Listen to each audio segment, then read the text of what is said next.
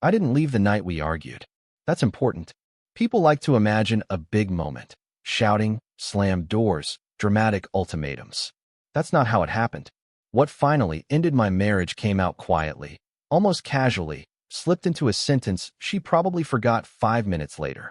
But I didn't. We'd been married for 7 years. Not bad years. Not great ones either. Somewhere around year 5, the marriage stopped feeling like something we were building and started feeling like something I was maintaining alone. She didn't change overnight. It was gradual, subtle, the kind of shift you question yourself about because there's nothing concrete to point to. She got promoted. New title, new hours, new circle of people I didn't know.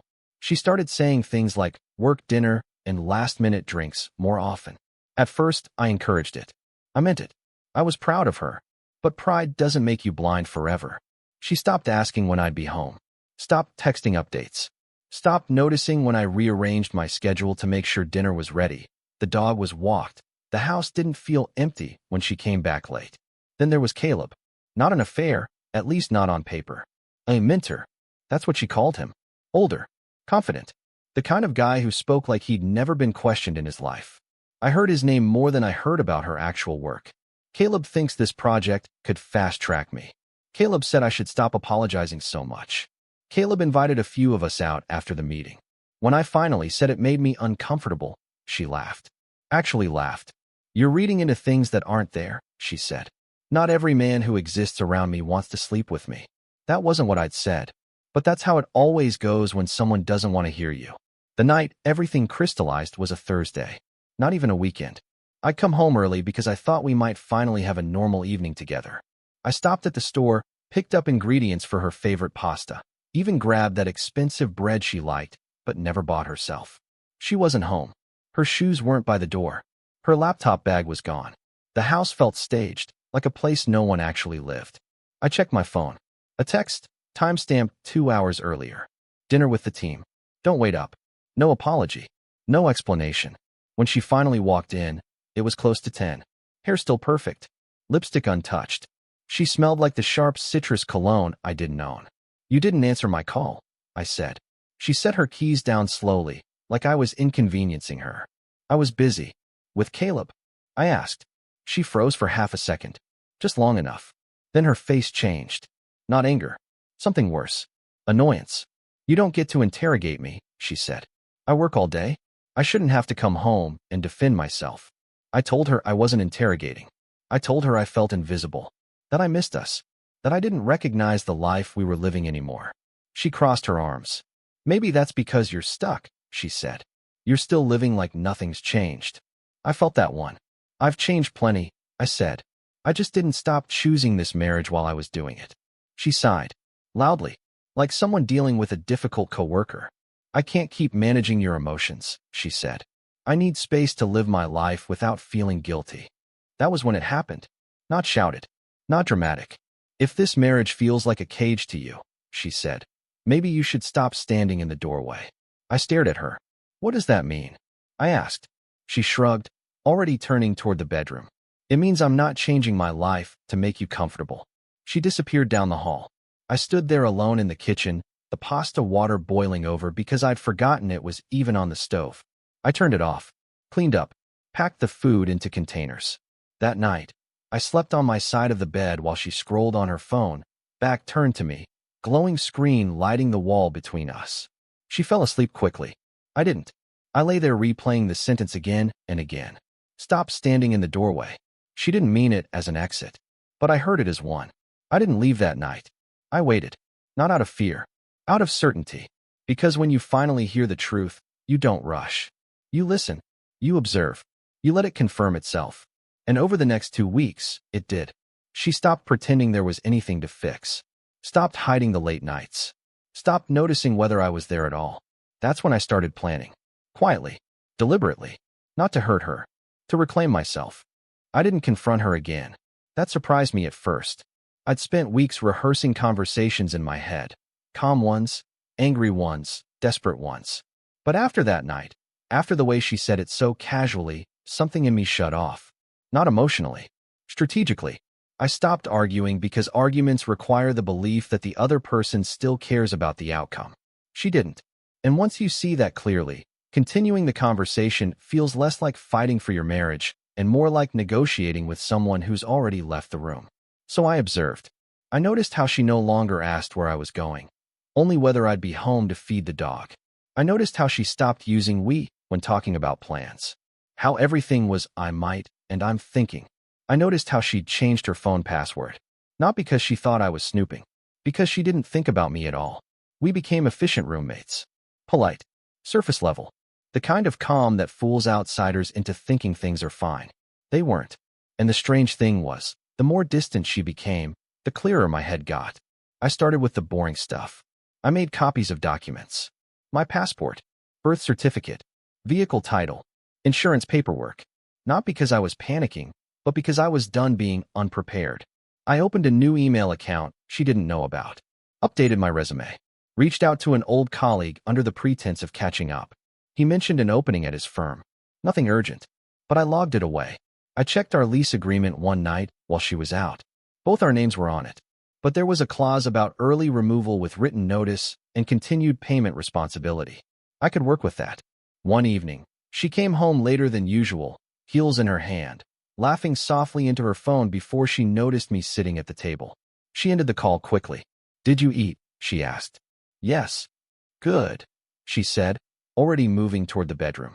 No curiosity, no warmth. I watched her disappear down the hall and felt something unexpected. Relief. Because when someone shows you they're done, it frees you from the exhausting work of pretending.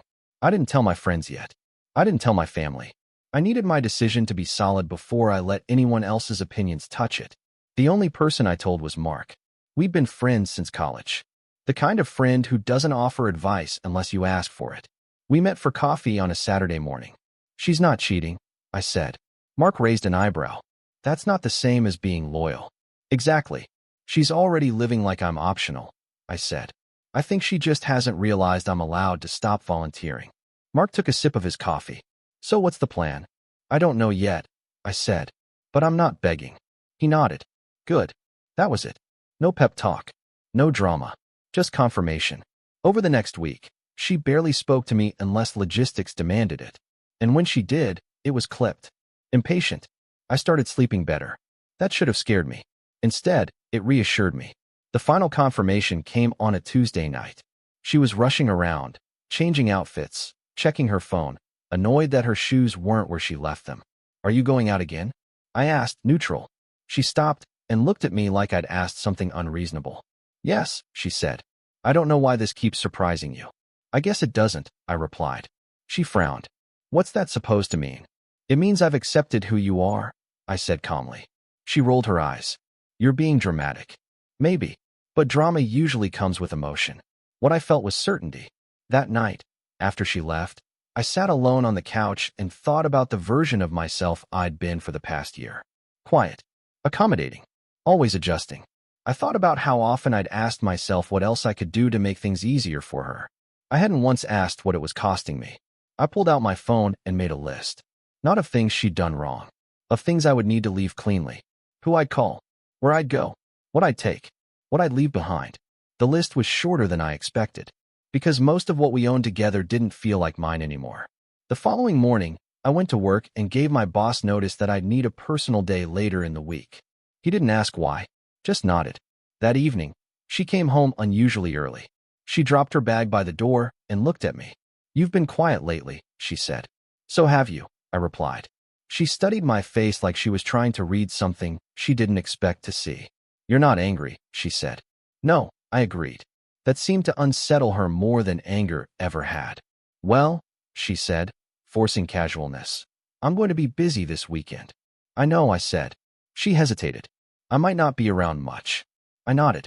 "That's fine." She waited for a reaction that didn't come. Eventually, she shrugged and went to bed. I stayed up late, packing nothing yet. Just sitting there, thinking about timing. Because leaving isn't about impulse. It's about choosing the moment when you don't have to explain yourself anymore. And I knew that moment was coming. Soon. The opening didn't come with fireworks. It came with a calendar notification. Friday, 6:30 p.m. Client celebration, downtown. I saw it by accident when her phone lit up on the counter while she was in the shower. Not snooping. Not searching. Just there, face up, buzzing quietly like it had nothing to hide. She came out a minute later, towel wrapped around her hair, already halfway into a different world. "I'm going to be late," she said, like it was a weather update. I nodded. "I figured." She paused. "You're not coming?" "No." She looked relieved. That was the moment I knew I was done waiting. The day moved slowly after that. I went to work. Finished tasks I'd been putting off. Cleared my desk of personal items. Told my boss I'd be taking Monday as well. He looked at me for a second longer than usual. "Everything okay?" he asked. "Yeah," I said. "I'm just closing a chapter." He nodded. No questions. That afternoon, I stopped by a hardware store and bought boxes. Not many. Just enough. The guy at the register asked if I was moving. "Something like that," I said. When I got home, she was already upstairs getting ready. Music playing. Door half closed. The house felt like it belonged to someone else. I started in the garage. Not out of spite. Out of clarity. I separated what was mine from what wasn't. Tools I'd owned before the marriage. Camping gear I'd bought with my own money. Old notebooks. Family keepsakes. I didn't touch anything joint. Not because I was afraid of conflict, but because I didn't want confusion. Ownership is simple when you respect yourself. By the time she came downstairs, dressed for the evening, I had 2 boxes stacked neatly by the door. She stopped. "What's that?" she asked. "Stuff," I said. She frowned. "Why are there boxes?" "I'm reorganizing." She studied me, suspicious but distracted. "Well, don't wait up," she said. "We're probably going to end up somewhere loud." I nodded. She leaned in and kissed my cheek. It felt like habit, not affection. Then she left. The door closed softly behind her. I waited 30 seconds. Not because I needed to, because I wanted the silence to settle. Then I picked up my phone. "First call, Mark." "I need your truck," I said. He didn't hesitate. "On my way." Second call. "My sister, Claire. Can I crash with you for a bit?" I asked. "As long as you need," she said immediately. Third call. "Evan, a friend who still owed me for helping him move apartments 2 years ago. Tonight," I said. "I'll explain later." I started packing. Clothes first. Not everything. Just what I wore. Things that felt like me. Personal items. Documents. Laptop. The framed photo of my parents. The watch my grandfather left me. I left the furniture. Left the TV. Left the things that could be replaced. What I took was identity. By the time Mark arrived, the house looked different. Not empty. Intentional. "You sure?" he asked quietly as we loaded the boxes. "She's sure," I replied. "She just doesn't know it yet." We worked efficiently. No music. No talking. Just motion. At one point, Mark stopped and looked around the bedroom. "Man," he said softly, "she has no idea." "No," I said. "And that's okay." I wrote the note last. Not angry. Not long. Just honest. "You said you needed space to live your life. I heard you. I'm doing the same." I placed it on the kitchen counter. I took off my wedding ring and set it beside the note. Then I walked out. The garage door closed behind me with a finality I felt in my chest. Claire's place was quiet. Calm. Familiar. She didn't ask questions when I arrived. Just handed me a blanket and pointed to the spare room. "You can talk when you're ready," she said. I slept. Deeply. My phone buzzed at 2:14 a.m. Then again. I didn't look. At 6:30 a.m., curiosity won. 23 missed calls. 37 messages. I scrolled. Confusion. Anger. Denial. Panic. The final message read, "You can't just leave like this." I smiled faintly. I already had. By 8 a.m., I was at the bank. New account. Clean separation. No drama. The manager asked if everything was okay.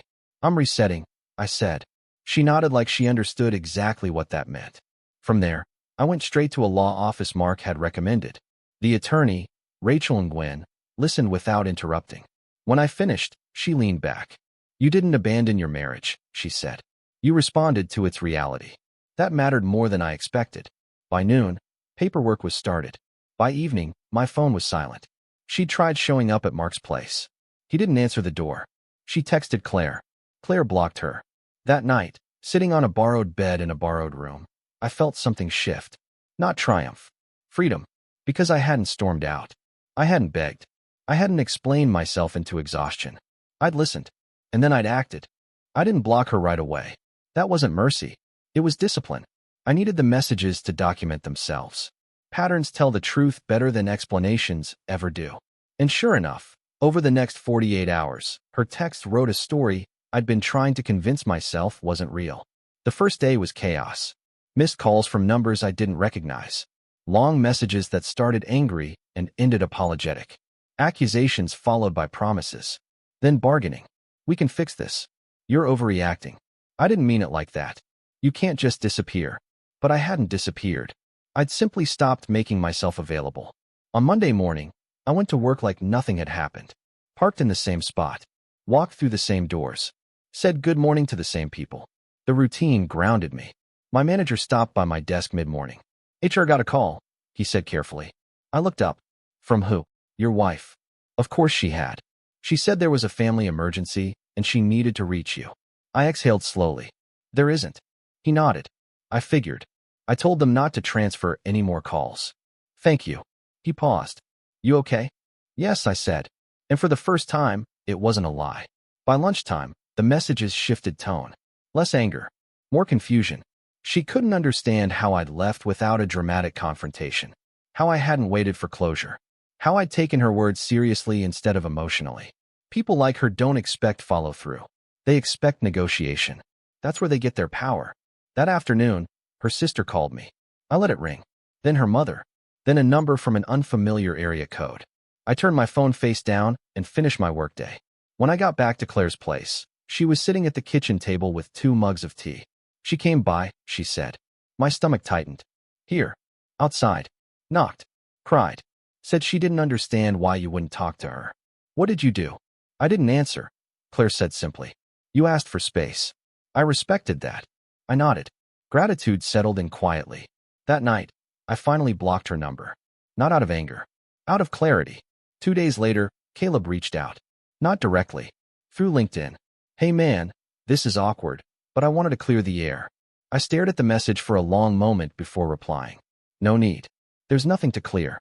He responded almost immediately. I didn't realize things were that bad between you two. She said you were basically checked out. I typed slowly. That's interesting. I was home every night. There was a long pause. Then, look, nothing physical ever happened. We just talked. She needed support. I didn't respond. Support doesn't look like secrecy. Support doesn't look like dismissing a spouse's concerns. Support doesn't look like replacing someone emotionally and pretending it's harmless. 2 hours later, another message came through. I'm stepping back. This has gotten messy. Of course he was. Men like that disappear the moment responsibility enters the room. The following weekend, my parents invited me over for dinner. They knew something was wrong before I said a word. Parents always do. We sat around the table, familiar food, familiar quiet. So, my dad said finally, tell us. I told them everything. Not emotionally. Factually. I explained the distance. The words. The moment they stopped feeling like a partnership. My mom listened without interrupting. My dad stared at the table, jaw tight. When I finished, there was a long pause. Then my dad said something I didn't expect. Sometimes people confuse independence with indifference. My mom nodded. And sometimes love looks like staying longer than you should. They didn't ask me to go back. They didn't ask me to fight. They asked if I was okay. That mattered more than advice. By the 3rd week, the narrative outside my life had started shifting. She told people I'd blindsided her. That I'd walked out without warning. That she didn't know what she'd done wrong. Funny thing about stories like that, they only work until details catch up. People noticed she'd been out every night for months. People remembered her dismissive jokes about marriage. People started asking questions she didn't like answering. And silence became my ally. I didn't correct anyone. I didn't defend myself. I just lived. I went to the gym again. Reconnected with friends I'd drifted from. Took on more responsibility at work. I started looking at apartments. Places that felt like a reset, not an escape. One afternoon, Rachel, my lawyer, called. She's requesting mediation, she said. Already? I asked. People who think they have control panic when they realize they don't. What's your recommendation? Agree to mediation, she said. But don't rush. Let her feel the weight of your absence a little longer. I smiled. That night, I sat on the balcony at Claire's place, watching the city lights hum quietly. I thought about how different this all felt from the arguments I'd imagined for years. No shouting. No ultimatums. Just consequences. I realized something important then. Leaving didn't make me cruel. It made me honest. Because staying while slowly disappearing would have been the real betrayal, to myself. Mediation was scheduled for a Tuesday morning. Neutral office, neutral furniture, neutral tone. Everything designed to keep emotions from spilling where they didn't belong. Rachel met me in the lobby. Calm, focused, prepared. You don't have to say much, she reminded me. Let the facts speak. I'm good, I said. And I was. She arrived 10 minutes late. No apology. Just a hurried look, eyes darting, energy tight. She sat across from me like we were back at our kitchen table. Except this time, there was no home field advantage. The mediator introduced himself, explained the rules, and asked why we were there. She spoke first. I was blindsided, she said. I thought we were going through a rough patch, not ending a marriage. I didn't react. Rachel took notes. The mediator turned to me. Your perspective? I chose my words carefully. I didn't leave because of one night, I said. I left because the marriage had already ended. I just stopped pretending it hadn't. She scoffed. That's not fair. Neither was asking me to stand in the doorway of your life. I replied calmly. She looked at me sharply. I never told you to leave. No, I said. You told me you weren't changing. I listened. Silence settled between us. The mediator cleared his throat. Let's focus on logistics. That was the thing. Once the emotion drained away, there wasn't much left to fight about. No kids. No shared property. No tangled finances. Just two people disentangling expectations. She kept trying to steer the conversation back to feelings. I thought you'd fight for us, she said at one point. I did, I replied. For a long time. She opened her mouth, then closed it. Because she knew. You can't argue with a truth you recognize. When the session ended, the mediator asked if we wanted to schedule another. No, I said. Rachel nodded. She looked stunned. That's it, she asked me outside. Yes. She searched my face, like she was waiting for anger, regret, something dramatic. What if I'm willing to change now, she asked. I paused. Not to be cruel. To be honest. Change isn't a switch you flip when consequences show up, I said. It's something you do before you lose people. Her shoulders slumped. That was the last time we spoke face to face. The paperwork moved faster after that. Reality tends to accelerate things once denial runs out of fuel. Rachel handled everything. I reviewed, signed, returned. No drama, no surprises. One afternoon, she called me with a small laugh in her voice. She tried to request temporary support, Rachel said. I blinked. On what grounds? She claimed emotional distress. And then she withdrew it, Rachel said. I think her lawyer explained how that would look. I smiled faintly. That was the final grasp. After that, the noise stopped. No more messages. No more surprise calls. No more intermediaries. Just quiet. I moved into a one-bedroom apartment near work. Nothing fancy. Clean. Bright. Mine. I bought furniture slowly. Second-hand desk. New mattress. A couch that fit the room instead of the image. I hung one photo on the wall. Me and my dad, years ago, fishing at dawn. It felt like enough. A month later, I ran into Caleb at a coffee shop. He saw me first. Hesitated. Then approached.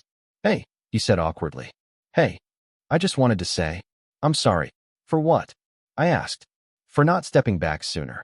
I studied him for a moment. That wasn't your responsibility, I said. But it was hers. He nodded, uncomfortable. I didn't realize how deep it was. That's the thing, I said. It's always deeper than it looks. He didn't argue. We parted politely. No closure. No confrontation. Just acknowledgement. At work, things stabilized. My manager gave me a new project. Bigger responsibility. Quiet vote of confidence. You seem lighter, he said one afternoon. I am, I replied. And I meant it. Because when you stop carrying someone else's indecision, you free up a lot of energy. The final papers arrived 6 weeks later. I opened the envelope at my desk. Read the language. Signed. Filed. Then I went to lunch. No celebration. No sadness. Just completion. That evening, I sat alone in my apartment, window open, city noise drifting in. I thought about how much effort I'd spent trying to make myself smaller so someone else could feel bigger. I thought about how easy it was, in the end, to stop. Not because I stopped caring, but because I finally cared enough about myself. The quiet didn't arrive all at once. It settled in gradually, like dust after a room stops being used. At first, I noticed it in small ways. The way I woke up without that familiar knot in my chest. The way my phone stayed still on the nightstand, no buzzing, no anticipation. The way my evenings belonged entirely to me again, unplanned and unaccounted for. I didn't rush to fill the space. That was new. For years, I believed that silence meant something was wrong, that if no one needed me, I must be failing. Now, I understood something different. Silence wasn't emptiness. It was room. Room to hear myself think. The apartment slowly became mine. Not stylish. Not curated. Just honest. A lamp where I needed light. A chair by the window where I drank coffee in the mornings. Books stacked on the floor because I hadn't bought a shelf yet and didn't feel the need to. I started cooking again. Real meals. Not rushed dinners eaten alone while waiting for someone who might not come home. I found comfort in repetition. The sound of chopping vegetables, the smell of garlic hitting hot oil, the predictability of something turning out the way it was supposed to when you gave it attention. Friends came back into my life quietly. Not all at once. One text here. A casual lunch invite there. No explanations required. No sides taken. The ones who mattered didn't need convincing. Mark came over one Friday night with a six-pack and no agenda. "You good?" he asked, settling into the couch. "Yeah," I said. And this time, the word didn't carry any conditions. We watched a game neither of us cared about. Talked about work. About nothing. About everything. At some point, he glanced around the apartment. "This place fits you," he said. I nodded. It did. Work stabilized too. I wasn't distracted anymore. I wasn't checking my phone every 10 minutes or replaying conversations in my head. I focused. Delivered. Followed through. A month later, my manager pulled me aside. "We're expanding the team," he said. "I want you leading the new project. No grand speech. Just trust." I accepted. That night, I celebrated by ordering takeout and sitting on the floor, eating straight from the container, feeling a quiet pride that had nothing to do with proving anything to anyone. I hadn't rebuilt my life to show her what she'd lost. I'd rebuilt it because it was mine. I didn't hear from her for a long time. Not weeks. Months. When her name finally appeared on my phone, it startled me more than it should have. Unknown number, but I recognized the cadence of the message immediately. "I heard you're doing well. I'm glad." I stared at it for a while. Not because I was tempted to respond. Because I was surprised at how little it stirred. I typed back one sentence. "I hope you are too." Then I put the phone down and didn't think about it again. There was no need to block the number. The boundary was already internal. One Sunday morning, I drove out of the city and took a long walk along a trail I hadn't visited in years. The air was crisp, the path familiar. I remembered coming here early in our marriage, back when we still talked about the future like it was something we were building together. I didn't feel bitterness, just perspective. I realized something important as I walked. I hadn't failed at marriage.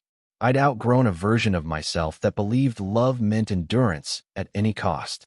I'd learned that loyalty without reciprocity isn't virtue, it's self-erasure. And walking away didn't mean I was weak. It meant I was done negotiating my worth.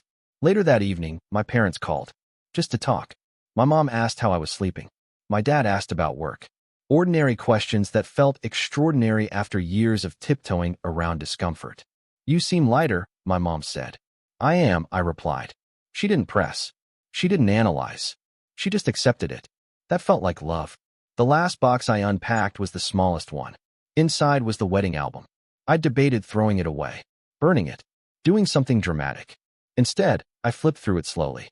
Two people smiling. Younger. Hopeful. I didn't hate that man. I respected him. He'd done the best he could with what he knew at the time. I closed the album, slid it back into the box, and put it on the top shelf of the closet. Not hidden, just stored. Because the past doesn't need to be destroyed to stop controlling you. It just needs its place. A year passed. Quietly. No big milestones. No dramatic changes. Just consistency. I kept the routines that grounded me. The friendships that nourished me. The work that challenged me without consuming me. I dated a little. Carefully. Honestly. I didn't rush connection. I didn't perform. I didn't shrink. When something didn't feel right, I walked away early. Without guilt. Without explanations. That was the biggest difference. I trusted myself. One evening, sitting on my balcony as the sun dipped behind the buildings, I thought back to that sentence. Stop standing in the doorway. She'd meant it as dismissal. I'd taken it as permission. Not to leave angrily, but to step fully into my own life. And the truth was, I didn't walk out empty-handed. I walked out with clarity. With self-respect. with a future that didn't require me to beg for space in someone else's world. I raised my glass to the quiet, to the absence of chaos, to the peace that comes when you finally choose yourself. Not loudly, not dramatically, just firmly. And that was enough. If this story meant something to you, consider subscribing. These stories take time to write, and more are coming. I'll see you in the next one.